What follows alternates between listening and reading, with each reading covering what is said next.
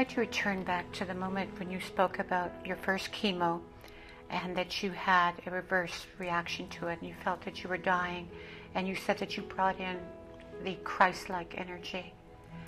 Now, I'd really like to explore that at this moment in time, because there's a lot of people that think that you need to seek the energy outside of yourself, but you allowed your heart to open up. You were dying at that moment and you gave yourself over, so it was like a rebirth happening at that moment. So it's very important that we clarify exactly what happened at that moment in time. You really want to make me cry, right? I really want to experience that moment so we could really understand that moment in time, because it's very, very important for people to understand that. Well, it's the Christ energy. Like I said, it was the Holy Week, and I don't know if it has anything to do with that, but I was laying there and I felt like Jesus Christ on the cross. I felt his pain. Christ and I, we were one at that moment. There was no difference, and I was on my cross. This was my cross. And I felt this compassion for this being who came on earth, who was so beautiful, and people have misunderstood his work. Such a beautiful master. Yes, he's the Son of God. But we are children of God too, and he said that. Christ said, "We are not of this world. We're. How did he say that? We're not of this world, but we are in it." And he referred all the time to the Father as his Father, so our Father. Example. He was the example for us to be our fullest potential. And at that moment, you were laying there, and you were in your death of dying from this toxic chemical, and your energy I was being poisoned. Yes, exactly. I was being poisoned, my brain. And you knew you were feeling death. And you just gave yourself over to that beautiful, beautiful Christ-like energy. Well, and you connected with something of your higher potential and your energy in you. I felt his presence. It was not just my own Christ consciousness, because it's the same Krishna, Mohammed consciousness. So the living Christ energy was there in that moment. It's the same consciousness, whatever we call it, is the same consciousness. Buddha's consciousness, or even I could say Shiva's consciousness. Yes, it's all one and the same. It's all the oneness consciousness. It's all the same. But I felt the presence of Jesus himself. And what happened exactly at that moment? It was so beautiful. The moment happened, first of all, I have to explain to you, to everyone, that the physical symptoms, what was happening. I was white as a ghost. I saw myself when I walked in. I was just coming back from the chemo, and I started feeling fainting. And I just happened to cross a mirror, and I saw myself in the mirror, and I got scared. And I was starting to feel that I was losing consciousness, and I saw myself, I looked like white. And I right away lay down on the couch, and I called my husband, and then I could feel it, and my pressure was dropping, and I was losing consciousness. Suddenly, I felt like I was agonizing, and I was like in deep pain. I felt like knives crossing all over my intestine and pouring everything apart, and my organs. I felt like I was going to throw up all my organs, my skull.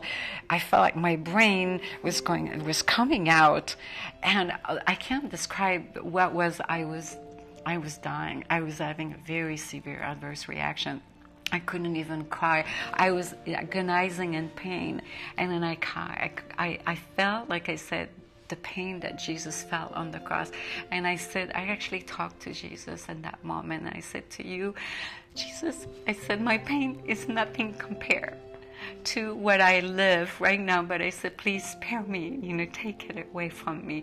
And it was, I think, probably because it was so genuine and so coming from such the soul that he came, and the pain just went away. And it was so very beautiful. And I just laid there, and I couldn't move. My call actually was calling the emergency hospital, and then he brought some compress of cold water, and then finally he realized, I whispered to him, I said, I couldn't believe the pain was going away. And then in that moment, I felt his presence. And it was so beautiful. This is what I see in your photographs. You were attached to the chemo drip. You were sitting there with the pole and walking around, and you also have other photographs where you're laying and receiving the chemo. There was so much love beaming from your eyes and your skin and deep from within you. It was so beautiful. These photographs were so angelic. It's so fantastic. Thank you. I mean, you could see it. It was amazingly affirming the presence of life and divinity. Well, at the same moment in time. Thank you. It's when you touch by your own divinity and by the Creator, whatever we call it. God has hundreds, thousands of names, whatever we call it, which has been the cause for so many religions. It's time now to realize that, all of us. But it's like when you touch by that, even in a moment of that, you could attain enlightenment, and Sadhguru talks a lot about that. And it's when a lot of self-realization take place, and that moment I would not exchange it for anything in the world. Even though I went through health on a physical level, and like I said, I explained a lot more in depth of my journey over 5 years, what I went through. But from your book, Wake Up Baby, A Journey of Yes. Awakening. But what came out of it, Victoria, is the most beautiful thing, and I would never exchange that in the world. And the world spirit really exists. I mean, God really exists. Our Creator really exists, and that to me was a living proof. All the miracle happening. And actually, miracle don't really exist. We are a miracle. Just the fact we're breathing, we're a miracle. Is people are confused about what is a miracle. A miracle happens every day. Is people are just not awakened to see how just to be alive and be in the physical body is a miracle. I'd like to know that your title of your book is absolutely amazingly beautiful, Wake Up Baby. What does this mean to you? Wake Up Baby, and what would it mean to other people? Well, it's the baby within ourselves. The baby who is so innocent and so maybe ignorant of the true nature of the self.